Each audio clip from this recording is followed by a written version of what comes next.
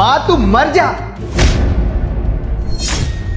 बाप को भी जहर देकर मार डाल, पर आज के बाद फोन करने की जरूरत नहीं है, ठीक है? रख। अनिल, नमस्ते साहब। ये कैसे लैंग्वेज यूज कर रहे हो तुम फोन पर? किससे बात कर रहे थे? वो अपने घर पर बात कर रहे थे। मतलब तुम अपनी माँ से इस तरह से बात कर रहे थे, उनको मरने के लिए बोल रहे थे, हाँ? और अपने बाप को तुम क्या कह रहे थे कि जहर दे दो? तुम्हारी हिम्मत कैसे हुई इस तरह की बातें करने की? तुम भूल गए क्या? तुम ड्यूटी पर हो।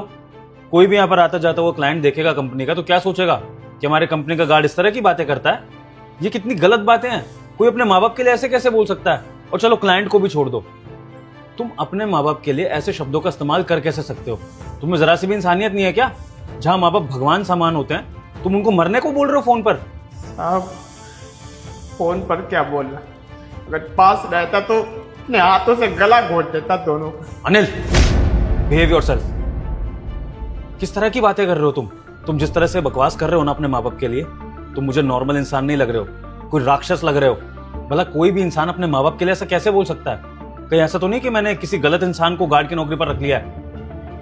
राक्षस मैं नहीं हूँ साहब, राक्षस तो मेरी सौतेली माँ है, मेरा सगा बाप है, वो दोनों राक्षस है।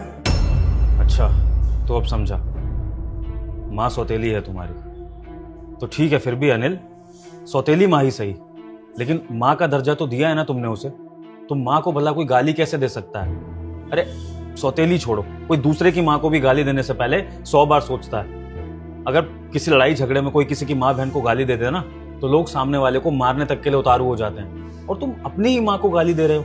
अरे सौतेली है समझता हूँ, प्यार नहीं करती होगी तुमसे, ज्यादा से ज्यादा क्या होगा, लेकिन इसका मतलब ये तो नहीं। रुक जा मेरे बेटे, अगले 30 मिनट में तुझे बहुत बड़ी खुशखबरी मिलने वाली है। यकीन नहीं है तो अभी इस वीडियो को लाइक करके चैनल सब्सक्राइब कर दे और कमेंट में हर हर महादेव लिख दे। अगर तूने ये सब काम कर दिया तो तथास्तु तेरी इच्छा पूरी है ना कि तुम इस तरह से फोन पर उनको मरने को बोलोगे, अपने बाप के लिए ऐसा बोलोगे?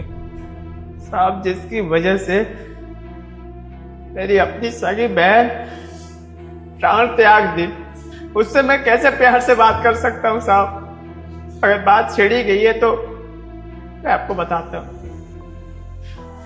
साहब। मेरे जो बाबूजी है ना,